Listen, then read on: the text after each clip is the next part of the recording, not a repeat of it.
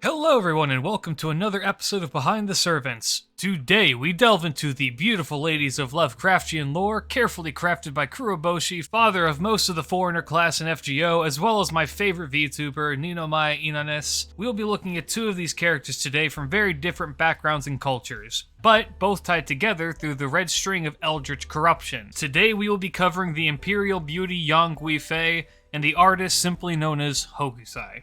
I've covered the Lovecraftian deities tied to these, as well as all the other Lovecraftian-based foreigners in my Halloween special video. However, I'll recap that information here after I cover each of their individual stories. But without further ado, let's get started. I think it is important to preface this with a reminder that the history of Yang Guifei occurred over 1,000 years ago. As such, some details may appear vague and some information may be inaccurate or up to debate. So, if there are any glaring mistakes, or you have a differing account of events, I would love to see them in the comments. Yang was born in the year 719 during the Tang Dynasty. Yang's father was a census official for the Shu Prefecture, or as it is known today, Chengdu and Sichuan. He had 4 daughters that we know of. The youngest was Yang Yu Huan. I am going to immediately side tangent here because this is important to cover. The concept of name changes. The veracity as to how this holds up to today is unknown to me, so this will be about ancient China. When a child is born, tradition dictates that a child be named 100 days after its birth. In the meantime, the child is given a milk name. This is usually an unpleasant name in an attempt to ward off evils that may want to harm the child. This tradition was done so that the whole family could decide a fitting name for the child, not just the 2 parents. You would also receive a new name at school that you were referred to by, and also when reaching various levels of government or occupation. Names were very often indicative of a title as well. For example, if one were to become a nun or a monk, they would receive a new name. There is also a simple action of being assigned a new name. This would be done by someone in a position above you, most commonly the emperor, and would be viewed as a great honor. The reason I bring this up is because Yang will receive multiple new names throughout her life for various reasons, plus I've just personally found it interesting in my research. Anyway, at this time Yang was known as Yang Yu Huan. At the age of 14, she would be married off to Prince Shou or Li Mao, the son of Emperor Xuanzong, and Consort Wu. I initially had a panic attack when I read Consort Wu, but it's not Wu Zetian. She actually died in 705. This marriage would give Yang the title of Princess of Shou. 4 years later, in the year 737, Consort Wu would die. Emperor Xuanzong was deeply depressed with this, but recovered in the most NTR way possible. He began to take a liking to his son's wife, Princess of Shou. The emperor arranged for her to become a Taoist nun and take on the name Taizen. She held this occupation while the emperor arranged for his son to have a new wife, and once this settled, took Taizen as his concubine and ordained her the rank of Guifei, which was an even higher rank of consort than his former one, Wu, who was a Huifei. With this promotion, her family also received a level of royal influence. Her father had already passed away, but he had posthumously received the title. Her mother was given the title of Lady of Liang. Her 3 sisters would also receive the official titles of the Ladies of Han, Gyo, and Qin, all of which were highly revered. Her second cousin, Yang Zhao, or also known as Yang Gyozhen, would also become a member of the imperial court. He was clever and was able to rise quickly through the ranks by flattering the emperor. Yang Guifei was well loved in her position. It is said that 700 weavers were hired to make her the finest of clothing, and when she rode a horse she was accompanied by the eunuch Gao Li Shi. For the record, this was considered a big deal. Let me hurt all of the men in the audience really quick.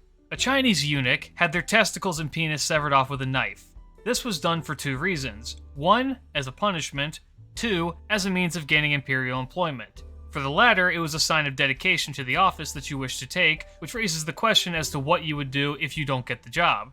Gao Li Shi, in particular, ran most of the emperorship behind the scenes, making decisions and suggestions for the emperor and performing many of his duties while he was occupied with other things, namely Yang Guifei. So to put this into perspective, imagine that any time your president or prime minister's wife wanted to go out for a car ride, the secretary of state or equivalent had to attend to them, leaving their work and the president's work aside. There were only 2 brief fallings out that Yang Guifei and Emperor Xuanzong had, and it involved Yang being rude and jealous towards him for showing affection to his other concubines. In response, the emperor had sent her away to her cousin's house.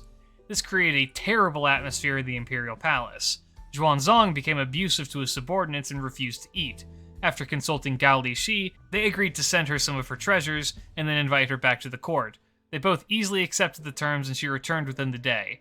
From here on out, the emperor only had eyes for Yang. The second instance was much in the same way, but this time Yang cut her hair and sent it back as a response, and then she would return with Gao Li Shi. Yang Guifei was so loved by the emperor for several reasons.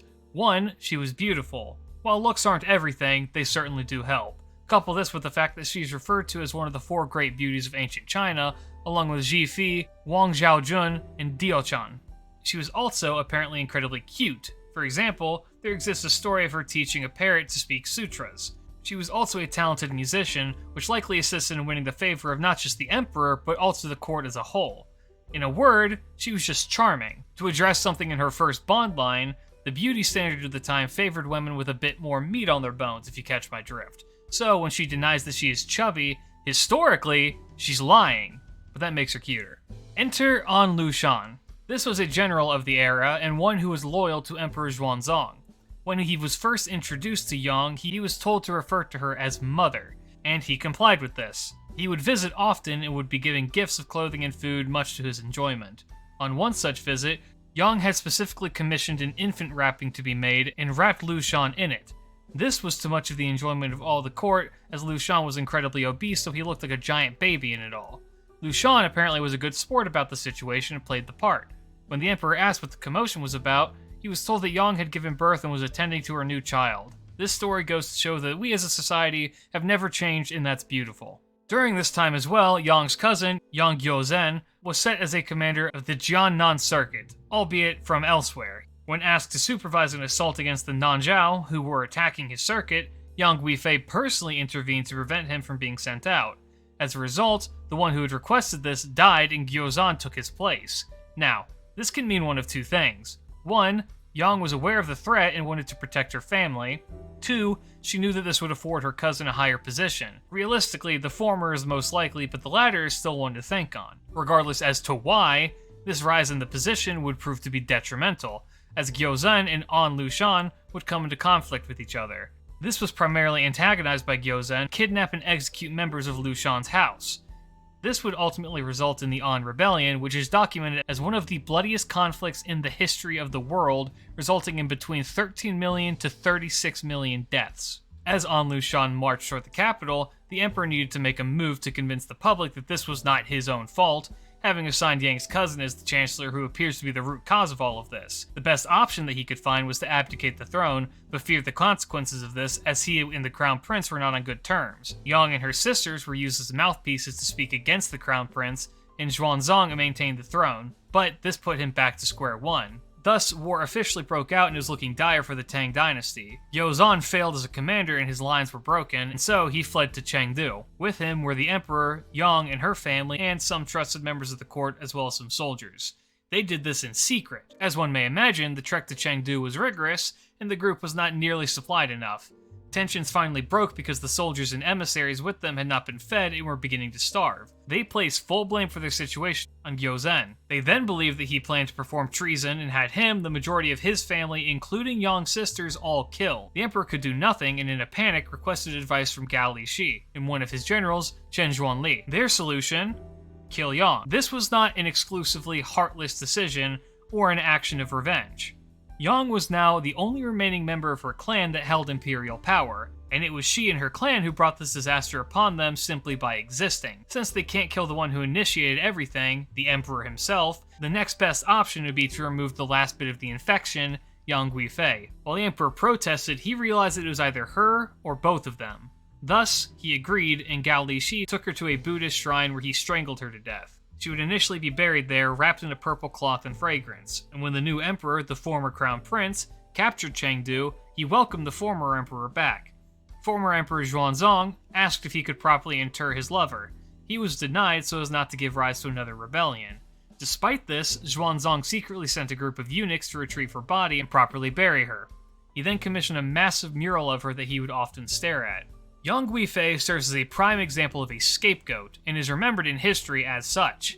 The fall of the Tang dynasty was not the result of her actions, but those of her emperor who became so infatuated with her that he would give anything to see her happy, even assigning her family who was not at all qualified to the positions of power. Ultimately, her death was one done in place of the emperor, who then went on to wither away in her absence. But that is Yang.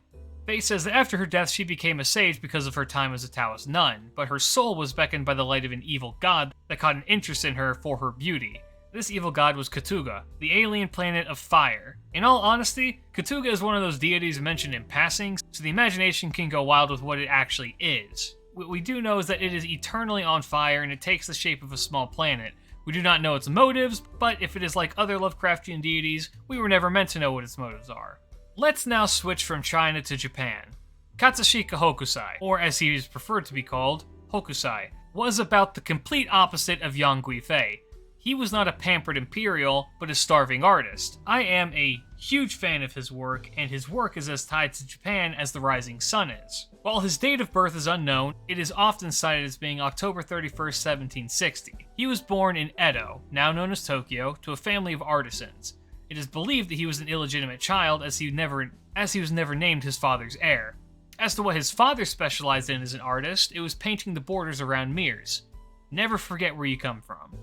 At the age of 12, he began delivering books lent out to libraries and new renters. At 14, he became a woodcarver as an apprentice, and then at 18, he entered the workshop of Katsukawa Shunsho, an ukiyo-e artist. Ukiyo-e is the art of woodblock painting, and this would become Hokusai's go-to art form. These artworks at the time usually depicted images of kabuki plays and actors or imperial courtesans. Something to note about Hokusai is that he changed his name more than 30 times during his life.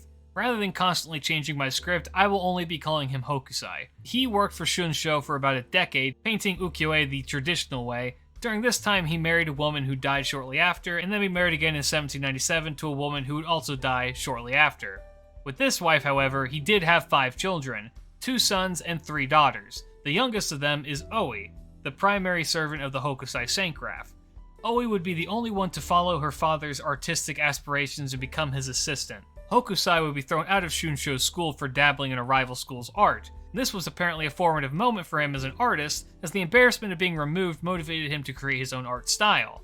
He would then move away from the traditional images of kabuki and courtesans and focus on things that captured his own interests: landscapes, nature, as well as the daily life of the residents of Edo. This was seen as innovative and unique, and was well accepted by the public, helping Hokusai create a name for himself.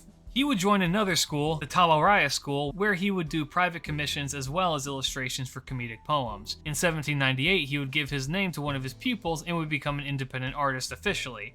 The safety of a school was good for beginning artists as it provides a place to receive work, but to a degree you are limited. Now a free artist, he took on the name Katsushika Hokusai, which is the name he is most commonly known as. Throughout the first decade of the 1800s, he would begin to take on several pupils. In 1804, he would perform one of his greatest feats, the massive painting of the Great Daruma, using a broom and a bucket of ink. It was said to be 200 square meters in length. In another anecdote, he was brought before the shogun Tokugawa Ieyasu to compete against a traditional artist. Hokusai drew a wavy blue line, grabbed a chicken, dipped its feet in ink, and then chased it around the paper. He then said it was the landscape of the Tatsuda River, and he won. From 1804 to 1815, he would create the illustrations for famous writer Takezawa Bakin's books. He would also create a lot of erotic art, and I mean a lot of erotic art, spanning boundaries with his depictions of sexual behavior, including what is possibly the first depiction of tentacle hentai. So, take that as you will. During this time as well, it was revealed that Hokusai was a perfectionist. He would often complain in letters about how his woodblocks were cut, or if his students strayed from his teachings. In 1811, he produced a manga to be used as an art manual, which was a huge success. In 1820, he began the work that he is most well known for. See, if you have seen any of Hokusai's work, and it's almost impossible that you haven't, you have seen The Big Wave of Kanagawa. This was part of the collection, The 36 Views of Mount Fuji. This collection would be the one that garnered him not just Japanese fame, but international fame. He even felt compelled by the popularity to add 10 more installments. During this time as well, he'd also create a tour of waterfalls in various provinces, which you may recognize as Saber Hokusai's Noble Phantasm. In 1834, he created 100 views of Mount Fuji, often considered a masterpiece of landscape. But then in the year 1839, the Hokusai studio would burn down, destroying many of his works. From here, he would move to Obuse and live with a farmer, and while there, he painted still. In fact, the Feminine Wave, which is the swirling animation present in his Noble Phantasm, is one of the works that he painted on the farm. For the remainder of his life, he did not stop. His final works were The Dragon of Smoke Escaping Mount Fuji and Tiger in the Snow. Shortly before his death, he wrote a haiku that reads as follows: "Though as a ghost, I shall lightly tread the summer fields." He single-handedly revolutionized an art style by striving to be himself. His works are known across the world, and he is remembered as one of history's most influential artists. If you are expecting me to talk about Oe, I have some unfortunate news for you. She is mostly lost to the historical record. We know that she was married and had a son and 2 daughters, and then divorced her husband for being poor and untalented as an artist, and then assisted Hokusai for the remainder of his life. After Hokusai died, Oe vanished from the annals of history. With that said, however, she did produce several works of her own, such as the Night Scene in Yoshiwara. Her talent is certainly there, but she does not have the storied history that Hokusai does. As for why they're a foreigner, when Hokusai died, he was called into the abyss by an old god. Randolph Carter warns Hokusai of the dangers lurking in the abyss, but he goes anyway. While a normal human being would go insane gazing upon an outer god, Hokusai was already insane in his own way, and naturally stubborn, so he maintained who he was. The old god wanted to use Hokusai to manifest, but Hokusai adamantly refused. The two butted heads until the time when Hokusai would be summoned by the Master of Chaldea came, and then the old god would attempt to slip into our reality through our own dreams. Thankfully, Hokusai manifests Oe and they hold him back together, but as a result, Hokusai turns into an octopus in the process. Hence why Hokusai is the little octopus in the Katsuhiko Hokusai Saincraft. I have been told that this is also because he roasted the old god's sense of art, but this is coming up short in my research. However, I choose to believe it. I guess this is a good time to say that it is believed that it is Cthulhu who is the old god in question. Cthulhu is the sleeping priest of the Great Old Ones. He lays dreaming in the sunken city of Relay, influencing the outside world by invading their dreams. He appears in many Lovecraftian stories, such as The Rats in the Wall, Shadow over Innsmouth, and of course, The Call of Cthulhu. He has a pulpy octopus head, wings, and a scaled semi-human body, with webbed digits. Simply gazing upon him is enough to go mad, that is of course, if you are not already. But that is it! Thank you so much for watching, I really hope that you enjoyed it. If you would like to request a servant or a concept for me to cover, please let me know in the comments. Like the videos, it really does help out the channel. Subscribe to catch these as they go up. Follow my Twitch for significantly less structured content. I also have a Twitter, but for now, keep your chin up. Peace.